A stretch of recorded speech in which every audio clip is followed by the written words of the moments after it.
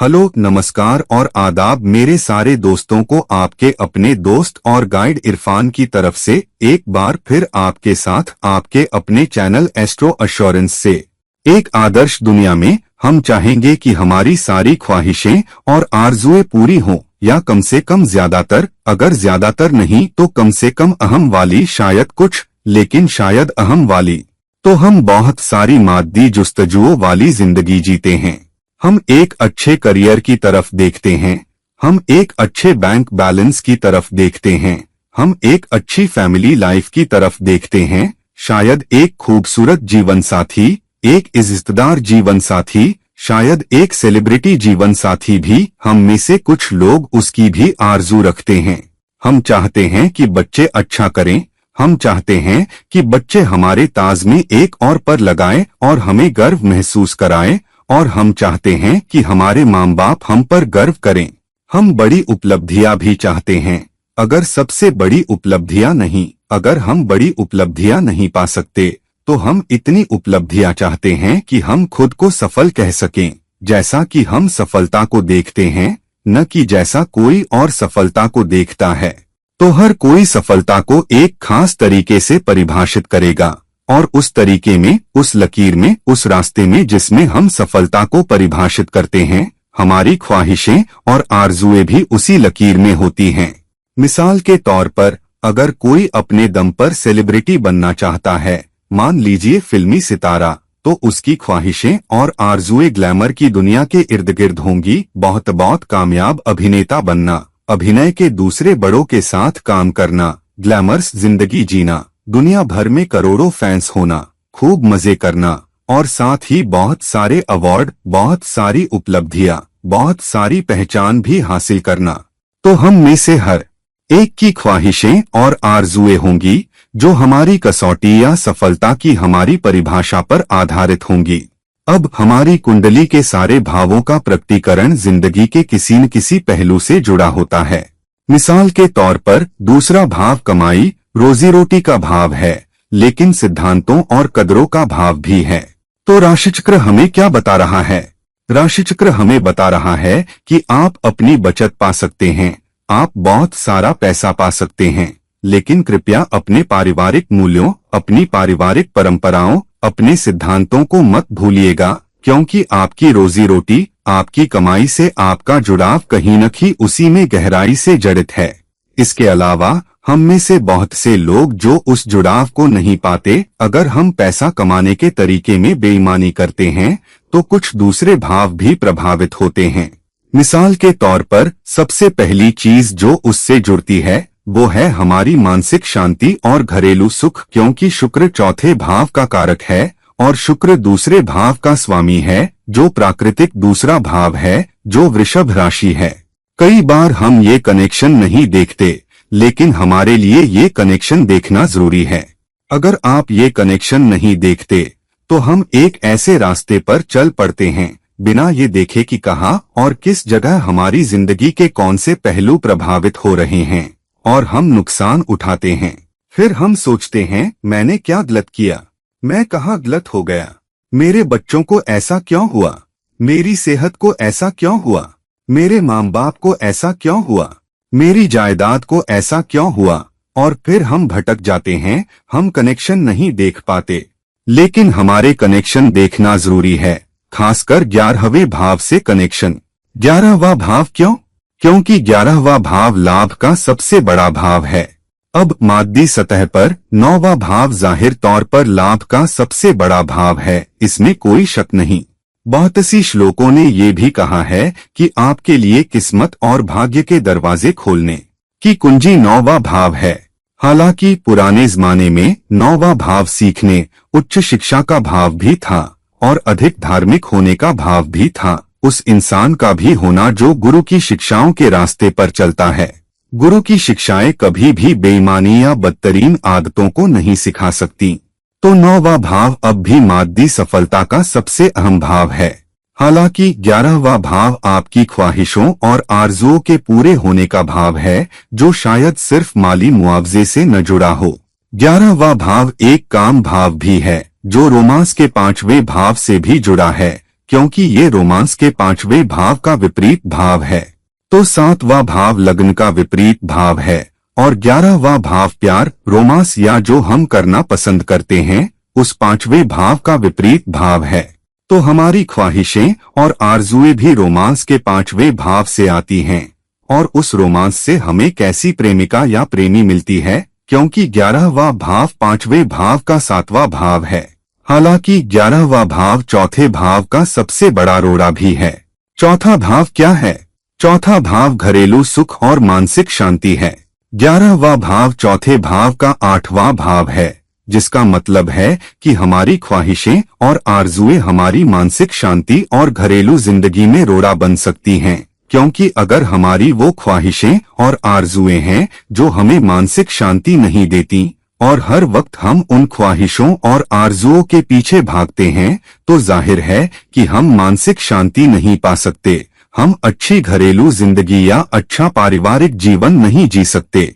लेकिन साथ ही 11वां भाव 9वें भाव से तीसरा भाव है। ये क्या कह रहा है?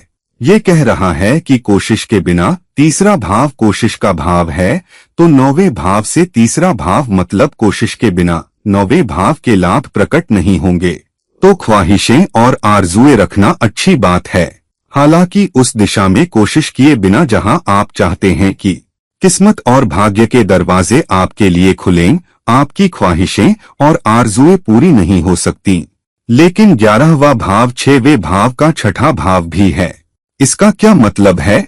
छठा भाव प्रतिस्पर्धा, छिपे हुए दुश्मनों और बीमारी का भाव है। इसका मतलब है कि आपकी बीमारी रोड़ा बन सकती है और आपकी छिपी हुई प्रतिस्पर्धा भी आपकी ख्वाहिशों और आरजुओं के पूरे होने में रोड़ा बन सकती है। लेकिन विडंबना ये है कि 11वां भाव 12वें भाव का 12वां भाव है। 12वां भाव क्या है? 12वां भाव मोक्ष का सबसे बड़ा भाव है और 11वां भाव 12वें भाव का 12वां भाव है, जिसका मतलब है कि मोक्ष की हानि आपकी ख्वाहिशों और आरजुओं की वजह से होती है, क्योंकि ख्वाहिशें और आरजुएं मादी चीजों, मादी जिंदगी से जुड़ जाती हैं। न सिर्फ ये आपकी मानसिक शांति, आपकी घरेलू जिंदगी या आपके घरेलू सुख में रोड़ा है, बल्कि ये खुद मोक्ष का सबसे बड़ा रोड़ा भी है। तो राशिचक्र हमें क्या बता रहा है? अपनी ख्वाहिश और आरजू के बारे में सावधान रहो। दूसरी बात, अगर आप शनि को देखें तो वो 10वें और 11वें दोनों भावों का स्वामी है, कम से कम काल पुरुष कुंडली में मकर और कुंभ राशियों के रूप में। तो उस तरह से ये दोनों जुड़े हैं। ये कैसे जुड़े हैं? 10वां भाव कर्म का भाव है। किसी भी भाव का दूसरा भाव उस भाव की कमाई होता है, तो कर्म की कमाई 11वें भाव से आती है, जिसका मतलब है कि कर्म, कोशिश, मेहनत के बिना आपकी ख्वाहिशें और आरजुएं पूरी नहीं हो सकती। साथ ही अगर आप वहां से कमाई के दूसरे भाव को देखें तो 10वां भाव 9वां भाव है, जिसका मतलब है कि पैसे और कमाई के फायदे 9वें भाव से दूसरे भाव यानी 10वें भाव में आएंगे। तो अगर आप अपना कर्म नहीं करते तो आपके पैसे के दरवाजे नहीं खुलेंगे, आपकी माली सुरक्षा, माली भलाई, रोजी रोटी और ऊंची कमाई के दरवाजे आपके लिए तब तक नहीं खुलेंगे जब तक आप कर्म नहीं करते।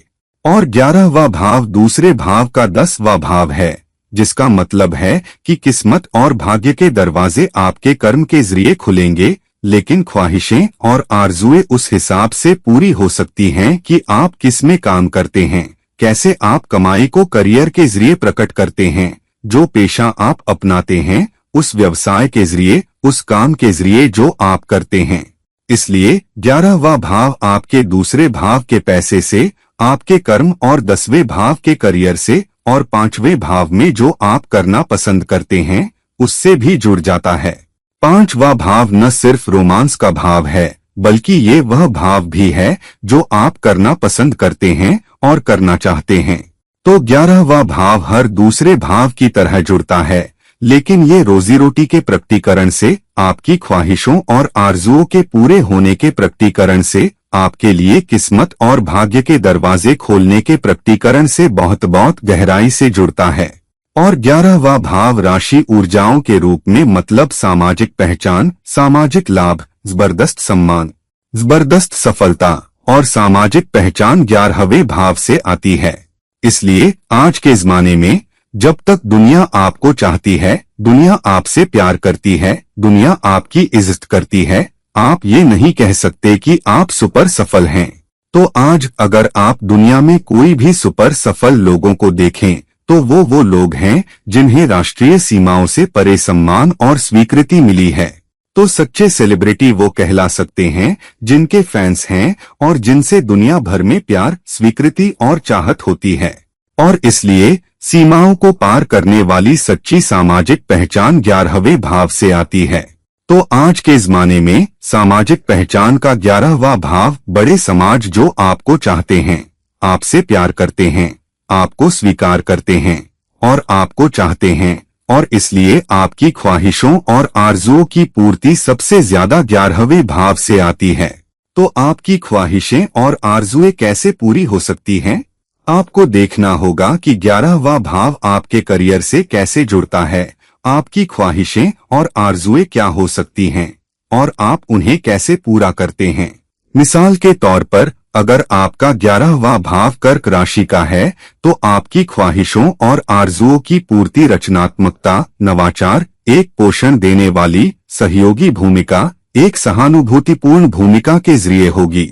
और अगर उसमें कोई ग्रह रखा है, मिसाल के तौर पर सूर्य रखा है, तो आप जो भूमिका निभा रहे हैं उसकी जिम्मेदारी और जवाबदेही लिए बिना और जो नेतृत्व आप दिखाते हैं उसके बिना आपको सम्मान और सफलता नहीं मिलेगी। और देखें कि चंद्रमा कहाँ रखा है, क्योंकि 11वां भाव कर्क है तो चंद्रमा कहाँ रखा है।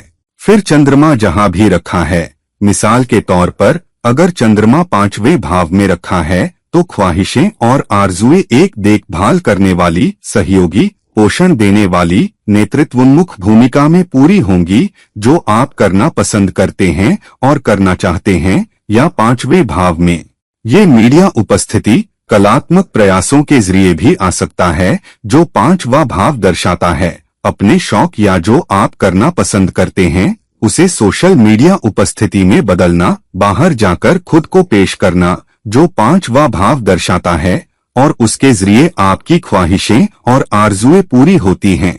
हालांकि अगर आपका 11वां भाव 6ठे भाव से जुड़ रहा है तो दूसरों की सेवा करना या प्रतिस्पर्धा पर काबू पाना, शायद खेलोन्मुख भूमिका में प्रतिस्पर्धा पर काबू पाना, क्योंकि 6ठा भाव प्रतिस्पर्धा पर काबू पाने का भाव भी है और खेल के मैदान में आपको प्रतिस्पर्धा पर काबू पाना होता है अगर आपको जीतना है और अगर आपको उत्कृष्टता हासिल करनी है। और फिर 11वें भाव के ग्रह के किसी खास भूमिका में बैठने या दूसरे ग्रहों के साथ होने से कौन से ग्रह जुड़ रहे हैं और 11वें भाव में कौन से ग्रह रखे हैं। अगर ये आपके भृगु बिंदु या आपके नक्षत्र स्वामी से जुड़ता है तो आपको सुपर सफलता मिलती है। मैं आपको ऐसे एक शख्स की कुंडली के बारे में बताना चाहता हूँ जिसे सुपर सफलता मिली है, क्योंकि नक्षत्र स्वामी 11वें भाव से जुड़ता है। ख्वाहिशें और आरजुएं संपत्ति के 4थे भाव से जुड़ती हैं। जबरदस्त पैसा, जबरदस्त सम्मान और 5वें और 6ठे दोनों भावों से जुड़ती हैं। 5वां भाव वो है जो हम करना पसंद करते हैं और 6ठा भाव प्रतिस्पर्धा पर काबू पाना है और प्रतिस्पर्धा पर काबू पाने के जरिए नाम, प्रसिद्धि और पहचान हासिल करना। अब ये है फुटबॉलर क्रिस्टियानो रोनाल्डो की कुंडली, जिन्हें आज दुनिया के महानतम फुटबॉलरों में से एक माना जाता है। वो फिलहाल खेल रहे हैं, वो राष्ट्रीय स्तर पर पुर्तगाल टीम के लिए खेलते हैं और अगर मुझे सही से याद है तो वो अभी अभी मैनचेस्टर यूनाइटेड टीम में आए हैं और ब्रिटेन के मैनचेस्टर शहर में आ गए हैं। इससे पहले उन्होंने जुवेंटस के लिए खेला, उन्होंने रियल मैड्रिड के लिए भी खेला और वो सबसे प्रसिद्ध फुटबॉलरों में से एक हैं जिन्होंने बहुत सी चैंपियनशिप जीती, बहुत से footballer of the year award जीते और गोल्डन बूट भी। तो चलिए उनकी कुंडली में देखते हैं कि 11वां भाव ख्वाहिशों और आरजुओं का उन्हें कैसे जबरदस्त सफलता, नाम, प्रसिद्धि और सम्मान दिलाता है। तो सबसे पहले उनकी कुंडली धनु राशि की है, जो खुद में बहुत सारे जोखिम लेने वाला, बहुत साहसी लग्न है। हालांकि लग्न स्वामी दूसरे भाव में नीच राशि में रखा है, जो खुद दिखाता है कि इस शख्स को दूसरों के लिए जीना है, दूसरों के लिए करना है और दूसरों की जिम्मेदारी लेनी है, क्योंकि गुरु दूसरे भाव में मकर राशि में रखा है, जहां वो नीच हो जाता है, लेकिन सूर्य के साथ। सूर्य नेतृत्व है, सूर्य जवाबदेही है, और यहाँ सूर्य 9वें भाव किस्मत और भाग्य का स्वामी है, और लग्न स्वामी और बुध के साथ दूसरे भाव में रखा है, और बुध उनके नक्षत्र स्वामी हैं, क्योंकि उनका चंद्रमा आश्लेषा नक्षत्र में रखा है, जो बुध द्वारा शासित है। तो बुध उनका सबसे अहम ग्रह बन जाता है। अब उनका 11वां भाव क्या है? उनका 11वां भाव तुला राशि का है, रिश्तों की राशि और संतुलन की राशि, लेकिन आपके पास वहां केतु रखा है, जिसका मतलब है कि रिश्तों के नजरिए से उनकी ख्वाहिशें और आरजुएं बहुत कामयाब नहीं हो सकती, खासकर क्योंकि तुला पर शुक्र का शासन है, जो एक पुरुष के लिए स्त्री का प्रकटीकरण या संकेत भी है। हालांकि तुला राशि का स्वामी शुक्र चौथे भाव में मंगल के साथ उच्च का हो जाता है। मंगल 5वें भाव रोमांस का स्वामी है, जिसका मतलब है कि बहुत सी शुक्र ऊर्जाएं उनकी जिंदगी में रोमांस के जरिए आएंगी। हालांकि वो उनकी जिंदगी में लंबे समय तक नहीं रह सकती, दोनों ही वजह से, क्योंकि केतु तुला राशि में रखा है, जो उन्हें लंबी अवधि के स्थिर रिश्ते में बसने नहीं देता, और उनके 7वें स्वामी बुध खुद से 8वें हो जाते हैं। हालांकि उनके 11वें स्वामी शुक्र का चौथे भाव में उच्च होना दिखाता है कि संपत्ति, नाम, प्रसिद्धि, पहचान, बड़ा घर, खूबसूरत गाड़ियां, खूबसूरत प्रेमिकाएं सब उन्हें मिलेंगे। लेकिन वो ये कैसे हासिल करेंगे? वो ये खेल के जरिए हासिल करेंगे। खेल क्यों? क्योंकि शुक्र मंगल के साथ रखा है, जो खेल का कारक है। और हाँ, मंगल 5वें भाव का स्वामी है। 5वां भाव वो है जो आप करना पसंद करते हैं और करना चाहते हैं। मंगल होने के कारण वो शुक्र के साथ खेलता है, जो 6ठे भाव प्रतिस्पर्धा और प्रतिस्पर्धा पर काबू पाने का स्वामी है। तो खेल खेलना जो मंगल प्रकट करता है, वो है जो वो करना पसंद करते हैं, और प्रतिस्पर्धा पर काबू पाना, और फिर खेल में प्रतिस्पर्धा पर काबू पाने के जरिए उत्कृष्टता हासिल करना, क्योंकि शुक्र वहां उच्च का रखा है, और उनके 10वें स्वामी बुध भी नक्षत्र स्वामी हैं। अब जब आप इसे नवांश से जोड़ते हैं, तो ये बहुत ही अनोखी स्थिति है। क्यों? क्योंकि लग्न कुंडली में 11वां स्वामी शुक्र चौथे भाव में मंगल के साथ रखा है। नवांश में फिर से शुक्र और मंगल साथ साथ रखे हैं, लेकिन शुक्र चौथे भाव में नीच राशि में है, जिसका मतलब है कि स्त्रियां उनकी जिंदगी में लंबे समय तक नहीं आकर बसती। और इसलिए जबकि उनके 4 बच्चे हैं, उनकी पहली प्रेमिका से एक अज्ञात मां, सरोगेसी और फिर इरीना शायक के साथ लंबा रिश्ता भी टूटना, तो कई रोमांस भी शादीशुदा जिंदगी की ओर नहीं ले जाते। हालांकि वो पहले ही अपने 33वें साल में पहुंच चुके हैं। हालांकि दूसरी तरफ उनके 11वें स्वामी मंगल फिर से चौथे भाव में रखे हैं। तो लग्न कुंडली में 11वां स्वामी चौथे भाव में मंगल के साथ रखा है, और नवांश कुंडली में उनके 11वें स्वामी मंगल शुक्र के साथ चौथे भाव में रखे हैं। लग्न कुंडली में मंगल उनके 5वें स्वामी हैं, जो चौथे भाव में रखे हैं, और उनकी नवांश कुंडली में शुक्र उनके 5वें भाव स्वामी हैं और चौथे भाव में रखे हैं। तो शुक्र और मंगल के बीच गहरा आपसी संबंध। हालांकि उनके नक्षत्र स्वामी बुध कहाँ रखे हैं? उनके नक्षत्र स्वामी बुध 11वें भाव में मेष राशि में रखे हैं। तो उनके नक्षत्र स्वामी उनकी सारी ख्वाहिशें और घरेलू माहौल में लंबे रिश्ते का वादा करते हैं, लेकिन उनकी जिंदगी में काफी स्त्रियां प्रेमिका के रूप में आ सकती हैं, और ये नवांश कुंडली में चंद्रमा और राहु के 7वें भाव में रखे होने की वजह से भी गहराई से प्रकट होता है। दूसरी अनोखी बात यह है कि उनका 11वां भाव नवांश कुंडली में फिर से कैसे सक्रिय होता है। एक, उनके नक्षत्र स्वामी के 11वें भाव में मेष राशि में रखे जाने के जरिए, जिस पर मंगल का शासन है, और इसलिए वो खेल में उत्कृष्टता हासिल करते हैं, और ये उन्हें निरंतरता देता है, क्योंकि मंगल और शुक्र दोनों उत्तरा भाद्रपद नक्षत्र में रखे हैं, जिस पर शनि का शासन है, और गुरु 9वें भाव में कुंभ राशि में रखे हैं, जिस पर शनि का शासन है। तो नवांश में गुरु बहुत ताकत हासिल करते हैं, क्योंकि वो 9वें भाव में जाते हैं, जिस पर गुरु का प्राकृतिक शासन है, क्योंकि वो धनु राशि के स्वामी हैं। हालांकि वो कुंभ राशि में रखे हैं, जिसमें 11वें भाव की प्रकटनाएं हैं। तो 10वें स्वामी गुरु का कुंभ राशि में रखा जाना, जिस पर शनि का शासन है, और मंगल और शुक्र दोनों शनि शासित नक्षत्र में रखे हैं, और बुध जो नक्षत्र स्वामी हैं 11वें भाव में आ रहे हैं, और बुध लग्न कुंडली में उनके 10वें स्वामी भी हैं। तो आप देखिए दोस्तों, 11वां भाव आपकी ख्वाहिशों और आरजुओं के पूरे होने का सबसे गहरा प्रकटीकरण बन जाता है।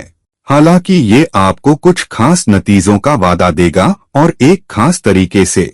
कैसे क्रिस्टियानो रोनाल्डो की जिंदगी में हमने देखा कि खेल ही वो तरीका था जिससे उन्हें जबरदस्त नाम, सफलता, उनके लिए बड़ी संपत्तियां, नाम, पहचान सब कुछ मिला। हालांकि ये उन्हें लंबी अवधि की स्थिर घरेलू जिंदगी से वंचित रख रहा था, खासकर जबरदस्त नाम और सम्मान, क्योंकि नक्षत्र स्वामी 11वें भाव में उनकी नवांश राशि में रखा है, 10वें स्वामी गुरु कुंभ राशि में रखे हैं, और मंगल और शुक्र दोनों शनि शासित नक्षत्र में रखे हैं, और शनि के पास 11वें और 10वें भाव की ऊर्जाएं हैं, और लग्न कुंडली में लग्न स्वामी गुरु फिर से मकर राशि में शनि शासित राशि में रखे हैं, और इसलिए दशकों तक आपको सारा नाम, प्रसिद्धि और सम्मान देने वाली लंबी अवधि की स्थिरता, और यही क्रिस्टियानो रोनाल्डो की जिंदगी रही है। तो अपनी अपनी कुंडलियों में जांचिए, आपकी सारी ख्वाहिशों और आरजुओं के पूरे होने की कुंजी क्या रही है। देखिए ये क्या प्रकट कर रहा है, ये आपको क्या वादे दे रहा है, ये आपको क्या संभावनाएं दे रहा है, लेकिन ये आपके सामने क्या चुनौतियां भी खड़ी कर रहा है, और ये किन नतीजों से आपको वंचित रख रहा है या कम दे रहा है, और उसके जरिए जहां से भी आपकी ख्वाहिशें और आरजुएं आ रही हैं उन्हें प्रकट करने में सक्षम हो। 11वें भाव की ऊर्जाओं, राशि ऊर्जाओं, ग्रहों की स्थिति, खास राशियों में 11वें स्वामी की स्थिति, ये कौन से योग और दोष बना रहा है का उपयोग करें और उसके जरिए अपनी सारी ख्वाहिशें और आरजुएं पूरी करें। तो दोस्तों इस वीडियो को लाइक करें, इस वीडियो को शेयर करें, और अगर आप मेरी तरफ से निजी सलाह लेना चाहते हैं तो कृपया मुझे नीचे दिए गए लिंक पर संपर्क करें। और किसी और वक्त किसी और वीडियो के साथ, तब तक के लिए ये है आपका दोस्त और गाइड इरफान आपसे इजाजत मांगता हूँ। नमस्कार, शुक्रिया।